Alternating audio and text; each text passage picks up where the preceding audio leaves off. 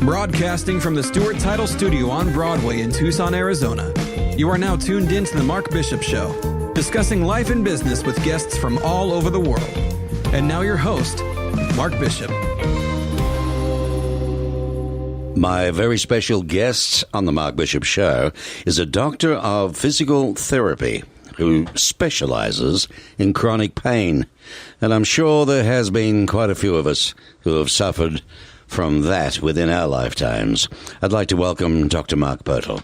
Thank you, Mark. Thank you for having me on. I appreciate it. Mark and Mark, huh? A couple of dogs with a hair lip, as they say. You actually started your professional life as a physical therapist with your main focus on chronic pain. Is that right? Well, I started working with athletes and made a transition into working with chronic pain. That's how that happened. Okay. So tell us a little bit about the athletes component of it then in the beginning. Well, I started working at the University of Arizona, and I have relationships with some coaches there, and so I was known as an astute diagnostician, and so sometimes I would get some elite athletes referred to me, and then once I developed that sort of reputation, traveling teams, cycling teams, running teams that came through Tucson to train, I would see some of their athletes. Mm-hmm. Yeah. No doubt you'd see a lot. You were brought up in Tucson, right? Well, I moved to Tucson from Southern California when I was 15. I went to high school here. So I'm as close to a native as you can get. I've been here over 40 years. Well, yeah. I mean, they say 30 years, don't they? And you are a native. Yeah, so I earned the Tucson T-shirt.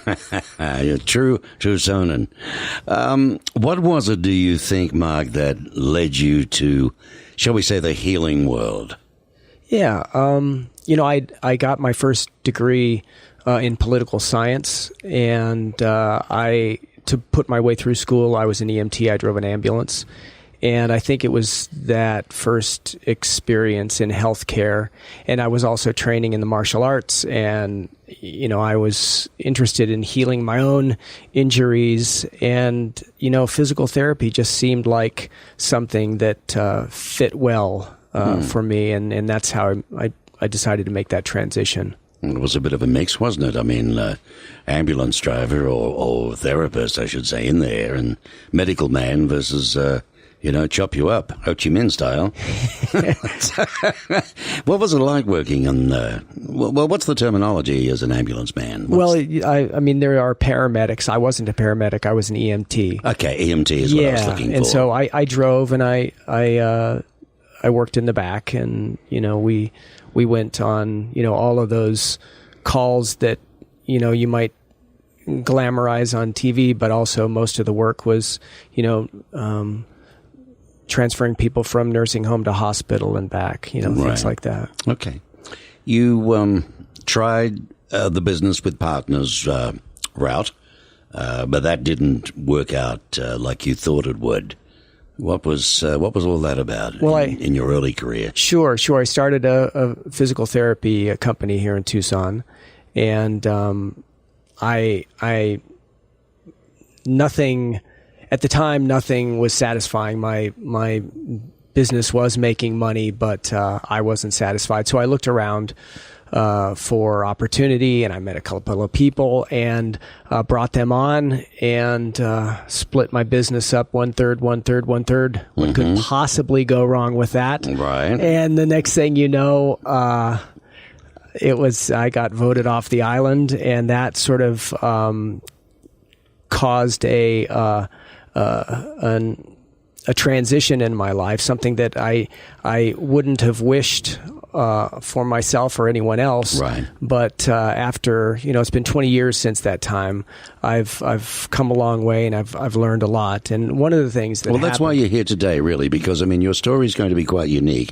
And really, if you look back at it, that was probably the start of it all. Absolutely. I ended up... People can end up with greatness out of the worst dark clouds ever. That's exactly what comes happened. On later on, because that's what happened. You lost everything, didn't you? I lost it all, and I ended up in I people mostly go to rehab when you're in a place like I was, but I couldn't afford it. So I ended up in a Tibetan Buddhist monastery in Udlo, Australia, and I learned to meditate. And that's when my focus shifted, because I did have an education on chronic pain, but then I understood chronic pain from the inside out. I was watching my own mind and my own pain that I was amplifying, and I came to understand whether it's psychological pain or physical pain, the person that's experiencing the pain signal is the one that can inadvertently amplify it. And that's what causes chronic pain. It's an amplification of a pain signal.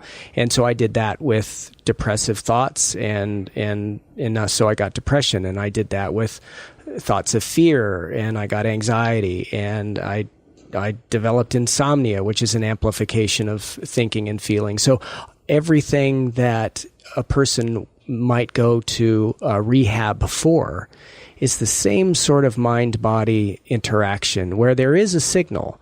A person is feeling or experiencing something, but their mental and emotional interaction, the relationship they have with that signal, makes all the difference. And if you can't see yourself amplifying the signal, then it becomes a runaway train and you develop a diagnosis. And then somebody gets worse. It always gets worse. So is this where you take it within, and it can cause all the other problems? All the other problems. So the mind and the body are not separate. There's always, if you're thinking and feeling something, there is an immediate shift in chemistry and brain activity and hormone activity. And so the body is always listening. And so you have to be very careful about the dialogue that's running on your circuitry. And if you're not watching, your story can make you sick. Okay. So this is where the likes of the writers of the Tom Dooleys and so on, you are what you think, and you are what you eat, and you are what you say.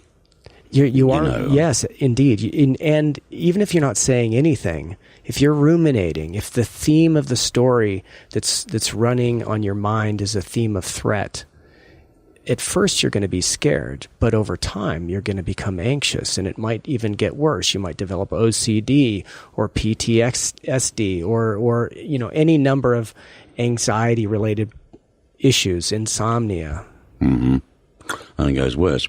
Well, now, after some 20 years of bootstrapping yourself around the Arizona Center for Integrative Medicine Fellowship Program, you speak nationally at professional conferences. You're a man with full confidence back after what you've been to and back again. How do you find that today? I'm excited about how my career has worked out. I'm working with world-class colleagues. I get to speak in front of national conferences, which is very gratifying, and it puts me into contact with meeting more amazing people. And because of the work that I do through the Center for Integrative Medicine, I was able to realize a dream of making a documentary film, Is Your Story Making You Sick? And I made that with one of my colleagues, Dr. Anne-Marie Chesson, and we just came out with that film this year. We're going to be talking about that. It's pretty good. I've had a good look at it. I was very impressed. You're a pioneer in integral thinking, right? Really, in stress relief and recovery. A clinician, teacher, consultant, writer, public speaker, and filmmaker. One would say that you've experienced all sorts of feelings and emotions and control of needing to be control of oneself. Straight off the top, how do you explain to somebody to get out of that and to be how you became? How do they cross over? Okay, that's a really good question. And I will preface by saying it's always harder, and it will always take longer than you want it to. Right. Okay. And everything starts in the mind. And if a person is not able to see, and the mind works very, very quickly.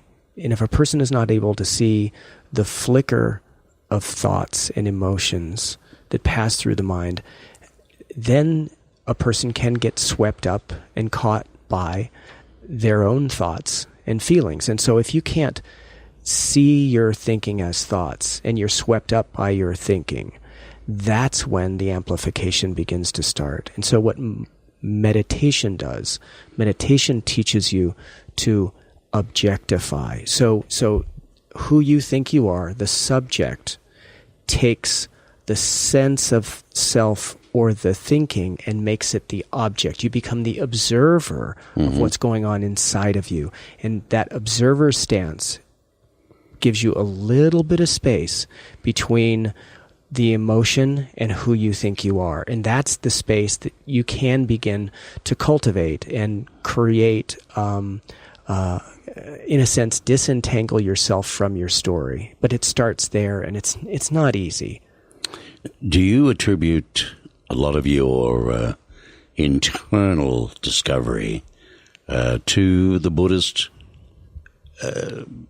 experiment? I think I'll say experiment you went through. That's a great, because I'm not a Buddhist. No, I know that. That's why. And it was in Australia. Whereabouts in Australia? Well, in Udlo, which is on the Sunshine Coast, very near Noosa. Oh, okay. Yeah, up in the hinterland. Well, just on the border. Right, beautiful like country Fraser Island, up there, beautiful, right. and and it's north of Brisbane. It is a Tibetan Buddhist monastery, and although I'm not a Tibetan Buddhist or I don't affiliate, Buddhism stripped down, sans the religion, is a philosophical psychology. So philosophy in the sense of what's true, and psychology in the sense of working with the mind.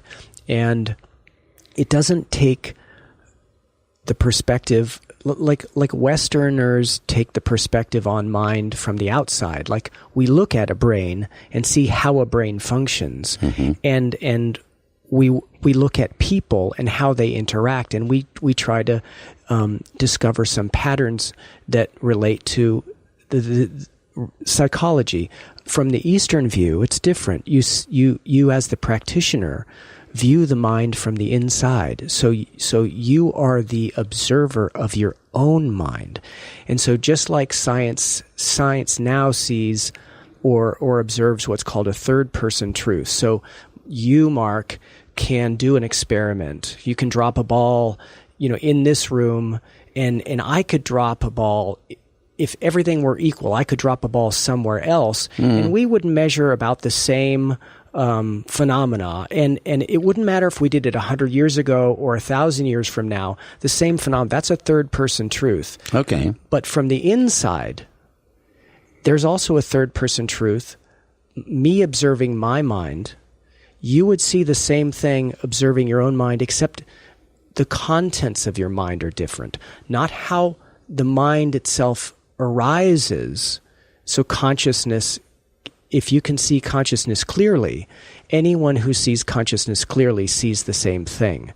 And the only difference between what's in my consciousness and what's in your consciousness, Mark, is just the story. You have Mark Bishop's story and I have Mark Pirtle's story. It's almost like one just puts a skin on or a coat on. Absolutely. Now, the brain is attached because there's a mind-body connection. And so if my brain were damaged or brains are changed by what happens to you. If I had trauma as a child, that would change my brain. And that would then, those changes would cause me to think and feel and react in a certain way. I would carry the scars of that trauma. But that doesn't mean that if I learn how to watch the mind and look at those scars, I could, in a sense, transcend them by objectifying, by disidentifying with the traumas, the words, the stories that are going on inside. And that's how a person transforms him or herself. That's how I emerged out of this. Well, it's very, very interesting. I mean, it sounds like, if I was to ask you, how would you describe your work?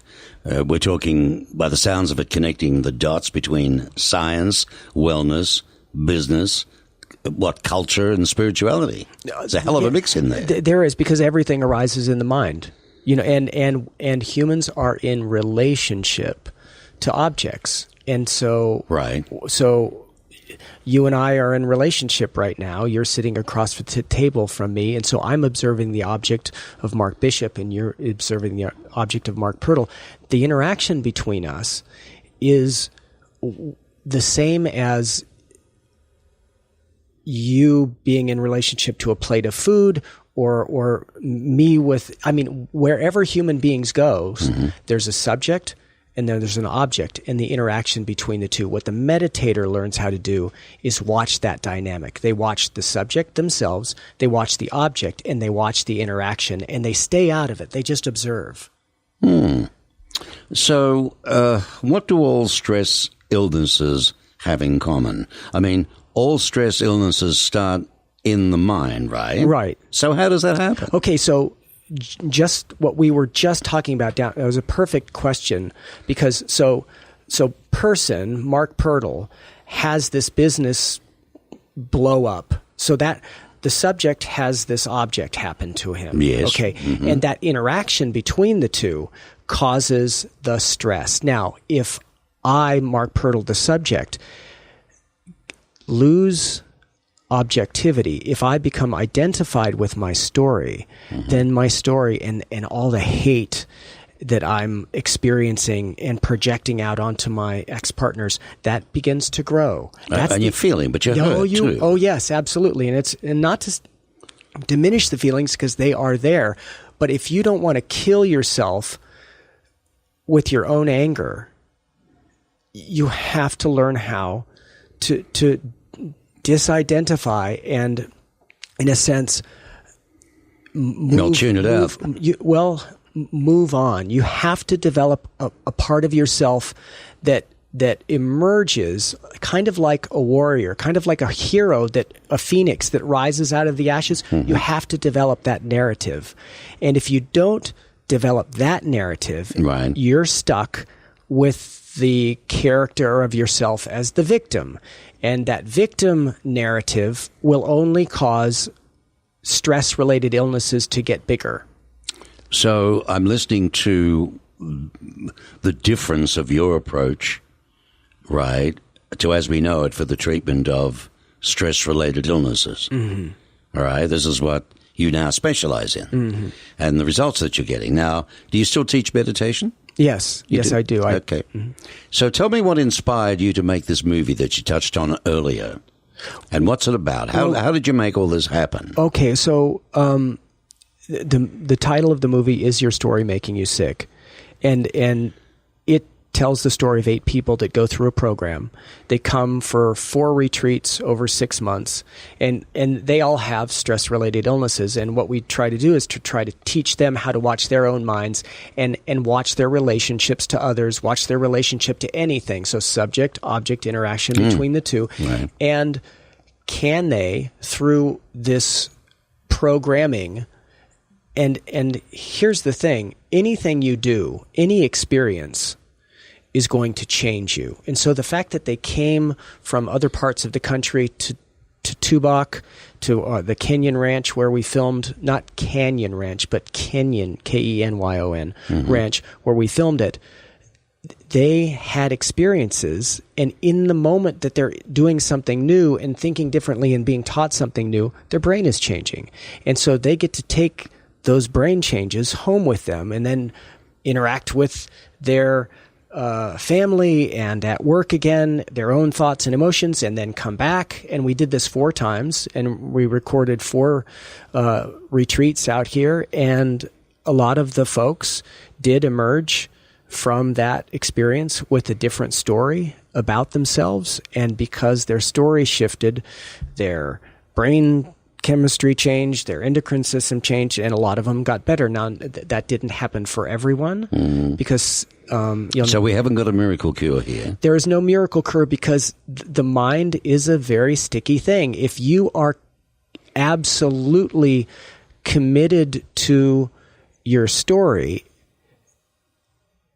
you're committed to your story. You have to raise your perspective. You have to be able to look at your story from someplace else. You have to develop some space between you and who you thought you were in the past. And if you can't do that, if you're clinging to that narrative, then things won't change. What are you really hoping for with this movie?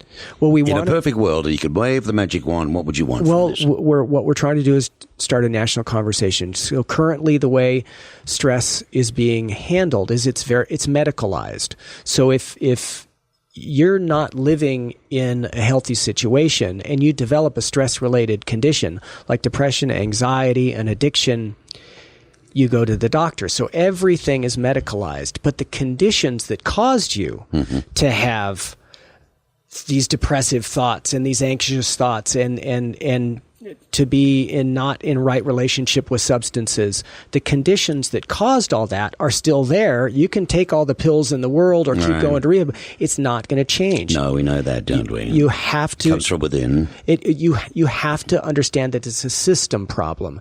And everyone needs to, what we need to do is we need to grow up through our senses, which means, babies learn how to use a body to sense a world. And they sense it very concretely. Everything is solid to a child, and so are their emotions, their sense of themselves, I am my body. But as children grow, we develop a more subtle relationship to ourselves. We can think about our own thinking and we can think about our thoughts, and we develop subtle relationships with people. And being in a subtle relationship with something is not as intense as a concrete relationship. And when people are under a lot of stress, it puts them in a concrete perspective. And so we have to teach everyone about how to grow up their consciousness and become their own best therapist. We have to teach people how to be conversant with their own mind and their own emotions. It sounds heavy. It's heavy. But it's fascinating. How close do you think to Fritz Perls and, Jung and Virginia Satir and people like that? Well, I'm familiar with Jung's work, and Jung works as very connected to narrative and symbol, and everything turns on a symbol. So what's a symbol? A symbol stands in for something, and so our thoughts are symbols for something. When I leave here and I think of us doing this interview, we won't actually be doing the interview. My thoughts will be representing the past, right? Yes. Okay, and that's we're always in relationship to a symbol. And so Jung was correct in that symbols and our relationship to symbols do make a difference in how mature we are psychologically. And if you can't see yourself in how you relate to the symbols that are arising and passing through your mind, you can be stuck by them. I'm speaking with Dr. Mark Pirtle on Tucson Business Radio X. He's my special guest, also in the Mark Bishop Show. He's developed an evidence-based program for stress relief, and it's called Skillfully Aware, and it's registered trademark. That's correct. Tell us a little bit about that. So Skillfully Aware is basically an education in how to understand, see thoughts as thoughts, feelings as feelings, triggers as triggers, see them from the space of an observer. So I teach meditation and mindfulness for the purpose of helping people understand their relationship to the triggers in their world, the thoughts in their mind, the feelings in their body, and how to then disentangle themselves from a concrete narrative and eventually, so develop a subtle relationship to all of these things so the emotions aren't so intense, and ultimately use their imagination and their creativity and their gumption to create a new life that gives birth to another chapter in your life or another story, and you become something different, right? And we have to live into our healing. We have to grow into our healing. It just doesn't drape us spontaneously. Nothing arises. Nothing's easy, is it? Well, it's not easy, and nothing arises from nothing. Everything that arises is caused. And so if you want to make a change, you have to cause the change. And what Skillfully Aware is about is teaching you how to do that. Okay. You teach attunement skills through the use of meditation and mindfulness in ways that empower people to work towards, I guess, a healthier relationship with themselves, others, and the outside world. I guess when you look at that and it's better, you feel better. I mean, we all know that, don't we? This full-length documentary film title is Your Story Making You Sick. It's an interesting name. Mm-hmm. You came up with that. Mm-hmm. And if you think about it for a minute, your story being your life, or more you are as you are now, your story, and thinking like the way you are and as you are now, is that what's making you sick? Well, it that makes a lot of people sick. Yeah, their narrative and how. Here's the thing: you can either have your story, meaning you can observe the story, the thinking, and all that's running through your life. You can either observe it, or you can be had by it.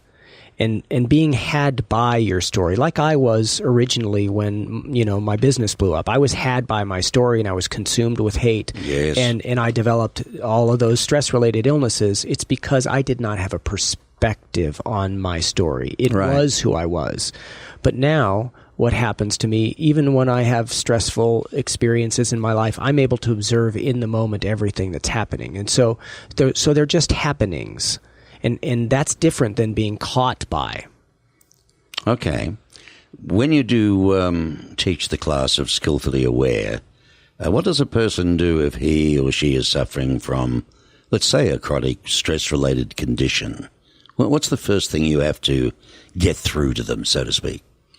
Well, in the first class, I teach. One of the first elements is teaching ethics and morality. So you have to do good to feel good. And if you're not in, and so this is really all about being in right relationship, not only with yourself, but with others in the world. If you want to feel better, you have to start changing your relationship to your own thoughts, how you speak and the words that come out of your mouth, and what you do with your body. And that's actually the beginning, and it begins to create a moving pattern of positivity. So then the relationships in your immediate relationships, you start to clean up and feel better. You feel more support from them. You change your relationship with your own body and your own mind, and so you feel better about yourself. And these are the subtle changes that change your brain and change your physiology, that over time this moving pattern gets bigger. So what I'm really talking about right now, Mark, is karma. Karma is infinite actions that create a moving pattern. And that pattern isn't an absolute thing, but it creates a space of probability. And a person with good karma, more probably, they're feeling good because they've created the causes and conditions to feel good.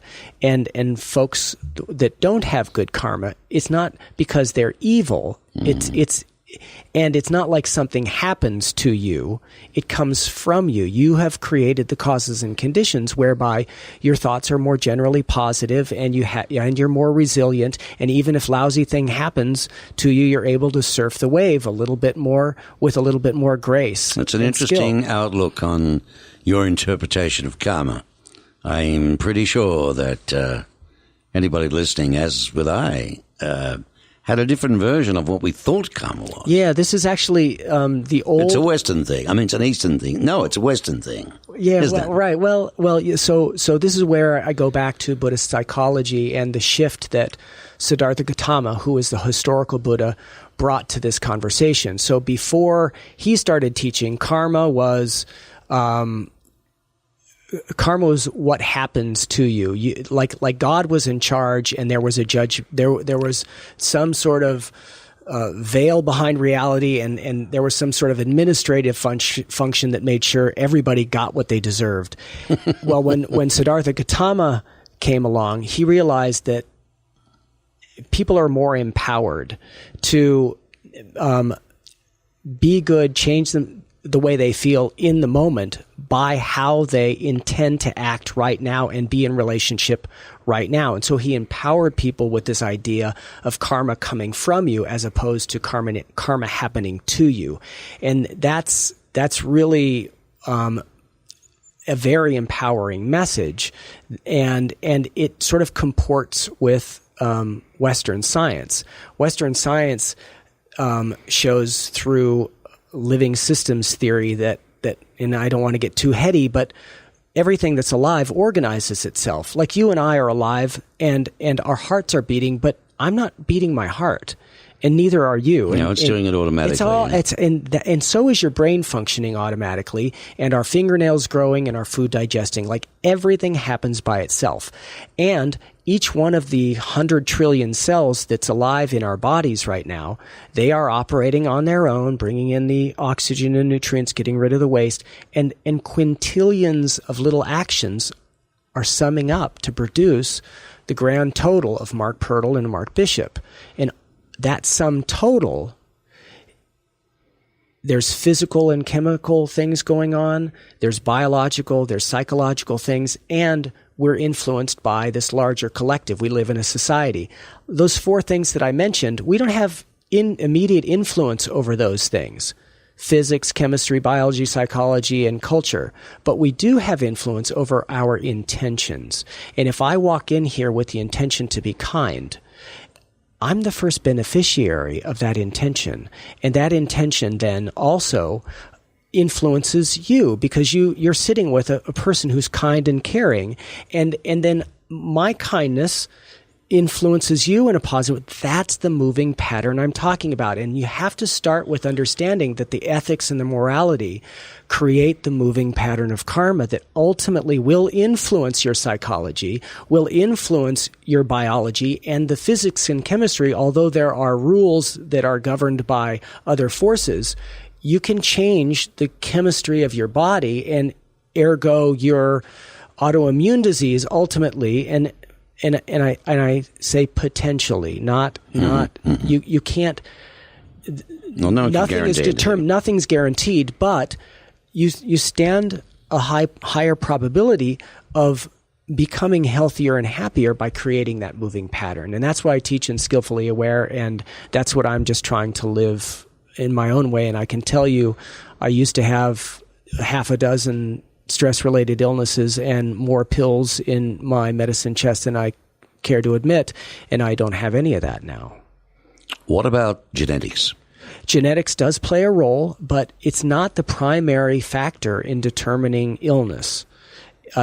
There are, like cystic fibrosis is a genetic thing, and Huntington's chorea. Yes, Lou Gehrig's disease. Yes, there are these genetic conditions. But most of the reason why a person goes to the doctor, 70, 80, 90% of the reason is a stress-related illness, which means the illness, the environment that the person's in, the relationships that the person is in, is not conducive to being healthy and happy. And because whatever happens immediately, we're emotionally connected to the world, whatever happens immediately to you, that is going to change your biochemistry immediately. Mm-hmm. And then genes, ultimately, if you're bathing in stress hormones all the time because the environment that you live in is stressful or what you're thinking is stressful, yes, you will change, your genes will turn on and off, and you will develop perhaps an autoimmune disease or heart disease or whatever.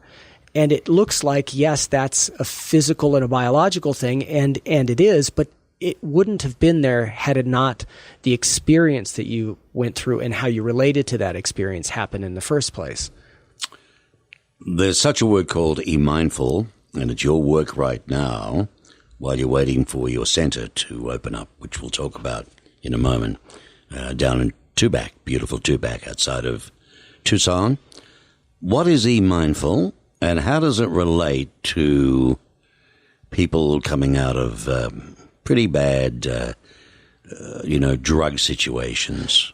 Okay, thanks for I'm partnering with this company called eMindful, and they have asked me to put together their addiction program. So it's a 10-week program. It's online, and I teach these classes. I created the classes for them. I teach them, and they have this platform that is national, and they have relationships with very large Fortune 500 companies, and their employees that are struggling with addictions or substance abuse issues can participate, and I would be their teacher. So that this is a corporate thing where they realize that this sort of support and infrastructure is worthwhile doing for their employees instead of just firing everybody. It's save what we've already spent on and help them at the same time as individuals. Absolutely. And there's a lot of this going on, isn't there now? Yeah, absolutely. So mindfulness is all the rage right now, and large corporations are understanding sort of they're getting a hint that stress-related illness is going to be the thing that either breaks our bank healthcare-wise, or we come up with better solutions. And mindfulness is a better solution. Mindfulness can be taught, it can be trained, and then the mindful person, the one that is attuned. So you used the word attune earlier. So what attunement means is I'm able to sense into myself with acceptance and care and a wish for a higher good. So I'm kind to myself. And I'm aware of the triggers and the thoughts and the sensations. I also am able to attune to you, sense into you with acceptance and care, wish for a higher good, and the situation, whatever, could be workplace situation. People who are attuned are doing the best work. That doesn't mean they don't make mistakes, but they're operating at their highest level of efficiency. Health-wise, spirituality-wise, they are smarter, they're more logical, they're more rational, they get things done, they're more creative. And so in order for our healthcare system to work, people have to learn to become mindfully attuned to themselves, others, and situations, so they can be a better therapist, they can be a better to themselves, they can be a better husband to their wife, or vice versa, or parent to their child. And every relationship in your life changes when you are a mindfully attuned person, and it all goes for the better. Mindfully attuned. It almost sounds like, just every now and again, don't be so selfish and think of the other. Become mindfully attuned on how you can communicate better and save a lot of the problems. I'm alluring to 51%, 52% of Americans are divorcing. There's never been such a bigger percentage of people after 20, 25 years, 30 years of marriage just making the decision, to once and for all cut the cloth and try to find themselves again. And I wonder how much that has got to do with the lack of attunement. Yeah, because attunement also is sort of a synonym to attunement would be harmony. Where there are two notes that are in harmony with each other, and attunement is something you can feel. You can feel when you're attuned to somebody. You can feel when there's a harmonic, and you can, and what you feel is you feel the other person has your interest at heart as well, not just their own, and that makes everything feel better. And I say this in the movie. It is really hard to heal alone, and where our healing is going to come from, it's going to come from relationship with something else, not just ourselves and our own thoughts. You just can't meditate your way out of things.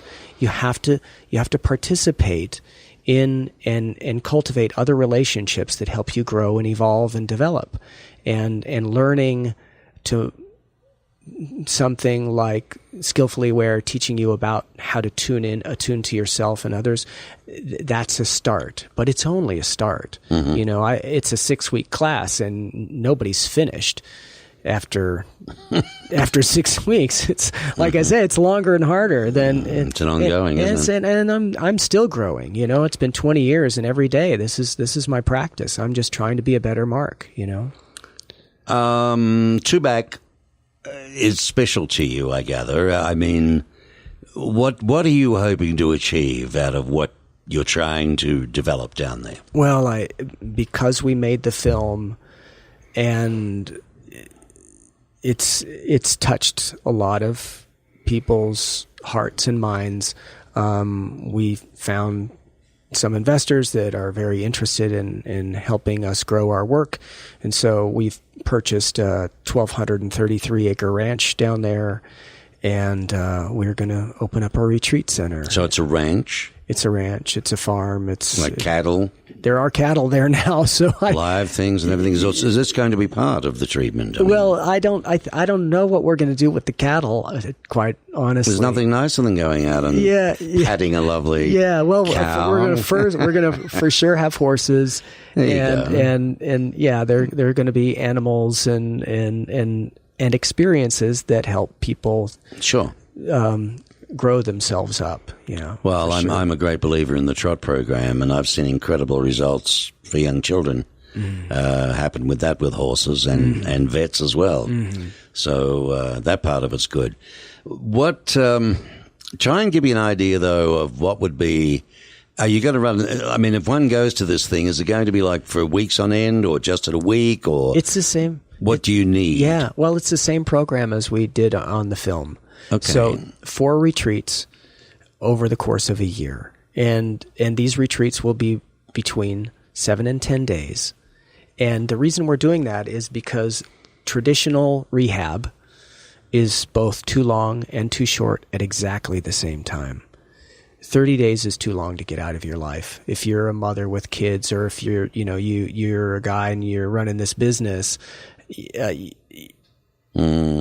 can't pull out of your life for 30 days. It's just way too hard. And 30 days is too short to transform yourself. There's no way. And I've seen it. And so what we are doing is we're doing an approach that should be the standard, but it's not, because this is how human beings learn. You learn because you do something, and it's iterative. You try at something, and then you go back home, and you make your mistakes. You learn from them. You come back. You learn some more. You go home again. You make your mistakes, and the programming progresses every single time. And you do it over a long period of time in the course of a year. So 4 retreats over a year, and at the end of the year, there's still some ongoing programming if you want to continue to do that online with a community, but that's how it works. Well, I mean, it's such a short year for you. You're not going to much stress out of that a lot, is it? How many weeks is that? You were doing a lot of other things, no doubt, in the off season. Oh well, this is going to be a full time thing. It's going to be rotating groups. So yeah, I'll be busy. For a year, 10. That's only 40 days. Well, yeah. So we get 36 groups going through there. It's a whole lot. Yeah. And what's a typical day? Give me a typical day in the world of Mark Pirtle at the specialty retreat in Tubac, where people have come from Europe or New Zealand or God knows where, because you're getting breakthroughs. People are reading about you. They're fascinated with this new way of thinking, and they've decided to. And you're going to have accommodations, of course. Absolutely. The whole thing. Oh yeah. So people can come. What would one do? I guess it's going to start with being acclimated for starters. Yeah, there'll be an orientation, and there will be, like in Skillfully Aware, we're going to have an ethical agreement. We're going to create a culture where people we're trying to facilitate wisdom and kindness. So we're trying to cultivate, even though somebody's going there because there's a lot of pain in their life. We don't want to, splatter that pain all around on everybody else. And so everybody's going to show up and try to be their wisest and kindest self. And so we will create an ethical culture first and foremost. How does one do that? Through if one is really, really hurting badly, carrying a lot of baggage, as we say. We help people understand the 3 ways to think. Early in the game. The 3 ways to think and the 4 ways to speak, and the 3 ways to use your body. And so there are 10 virtues that we talk about. All right, so what we're talking about is from the time that one would arrive. This is like a little book I'm given, perhaps, to look at. It's like the 10 Commandments. It's kind of like, and a person would agree to abide by this set of ethics and principles. And that makes sense. It's fair. Yeah. You're here. You've spent the money. You've come here. Yeah. So you might as well want to, 110% you've got to give it. Absolutely. And the very first part of it is just having a look at this and digesting it, thinking about it, and making your mind up that you're going to give that of what you're being asked before you're going to get major results out of it all. You know? Yeah. So it starts with ethics, but then, it's healing from the ground up, really. Because we do have a farm and we're going to grow high nutrient dense organic food. And as you see, there's another part of it, right? What you eat. Absolutely. And it is an absolutely amazing ecosystem. A river runs through the property. There's a pond, and so you will get back to nature. You will ground yourself in nature. You will exercise appropriate to whatever physical shape you are in, and we will teach you how to work with your own mind. And you will also come to know. The groups are groups of 12, so you'll come to know 11 other people who will share this adventure with you for a year, and each group comes back together. They spend the entire year together, and just like we did in the movie. And at the end of the year, you have people who are bonded and care about each other and have supported each other through thick and thin, and have also shared some difficult things to hear with each other, and given each other feedback, and that facilitated growth. And you will have also done things that challenge you physically and mentally. So you grow that warrior in you. And after that year, you think of yourself differently. You are the warrior. A rebirth, shall we say. You are the warrior. You slay that victim. Interesting. So me, myself, and I better be careful, because the 3 of us could be in trouble. But what you were saying there's, it's a long time, but you're going to be better for it all because, you keep on going down that track and it's nowhere. So you need to be reborn, so to speak. But of course, there's no religion involved. Well, people will bring whatever spirituality for them. Yes, absolutely, and we'll help them get closer to their own sense of source. Are you going to be filming anything at all from all of this? Our guests will do some. We call it the Revelation Cam, and each guest will do a video diary of their own experience, and they'll be able to take that home so they can get a perspective on who they were as they went through the program. But none of this will be made public at all. It's all private for them. Each person will have their own video diary, but that's just for them. Well, that's a pretty good idea too, because it's like looking into a mirror, isn't it? Absolutely. In a lot of different ways. Well, let's talk about... There's 3. I saw the 15-minute version and the 2-minute trailer. I didn't get to see the full-length film, but there's 3 addresses that people can go to. We can give them out now. There's a Vimeo, https, ://vimeo.com. This is Meditate, and there's a link on this. But these 3 particular links, are they on your website now? A person can... go and watch the trailer on the movie's website, which is www.story.movie, or the other website is www.thestorymovie.com. Story.movie.com, is it? Story.movie. Story.movie. Yeah, no .com at the end of that Interesting. one. Yes.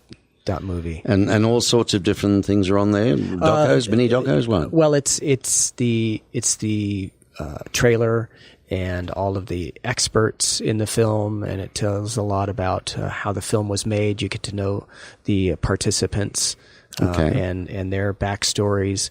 But we're not, unfortunately, not sharing the feature length film yet with the public because we are right now being asked to share this film in dozens of behavioral health conventions. I'm doing 2 conventions a month for the rest of the year, and we want to roll it out to the professionals first and to develop that network because they're going to take it. Mm-hmm. They're going to create screenings for their. Now, this is the full length. How long is the full length? 90 minutes. 90 minutes. Mm-hmm. And we're talking professionals. What do we mean? Psychiatrists? Psychiatrists and psychologists, social workers. Okay. Full gamut. Yeah. And how many of them would be in a room, as an example, when this got released and they're watching it? What could you expect when you do a conference like that? Yeah. Well, I was just in, what was the last one we did? Was in San Diego at the FACES conference, and there were 300. Just before that, we were in LA, and there were 600. I'm going to La Quinta at the end of this month, and there'll be 1,000. So each one's getting higher and higher. Well, yeah, and they're different. You know, Florida is going to be the month after that, and then Nashville and Cape Cod, and so we're all over the place. This is fabulous, isn't it? Yeah, traveling a little. I mean, thank good on you. I mean, I hope they're paying you to do this. Yeah, a little bit. One needs a living. Yeah, right. Is there anything that you can, because we're coming relatively close to the close, but is there anything else we can share for somebody out there who's in a bit of pain at the moment? Well, if a person is suffering from some sort of repetitious pattern, and if the repetitious pattern is just one of emotion, you're stuck in anger, or you have a repetitious pattern that might be biological, you've got chronic pain, or it's psychological, you are depressed or anxious. All of these conditions have causes, and what a person who's suffering from one of these conditions needs to understand is what makes it worse and what makes it better, and how to begin to let go of the former and actualize more of the latter. And if you don't know how to do that, if you don't know how to minimize the causes and effectuate the cure, then you're going to be stuck with it. And so, there's no hope of shrugging it off. No, you can't just get rid of that, can you? No, it's not like it's not going to snap your fingers and have it go away. So yeah, take a class. If you're interested, if you like what you've heard, and you want to take a class, get on my website skillfullyaware.com, and we'll have a class, sometime later this summer, and just get on the mailing list. And That's I'll a good idea. Now, those 3 links that I was talking about, then will they be on that site for them to follow through to? Well, we were talking about the movie site. So the movie site is, again, story.movie. That's the one it's the easiest one, Okay. And people can learn about the movie there.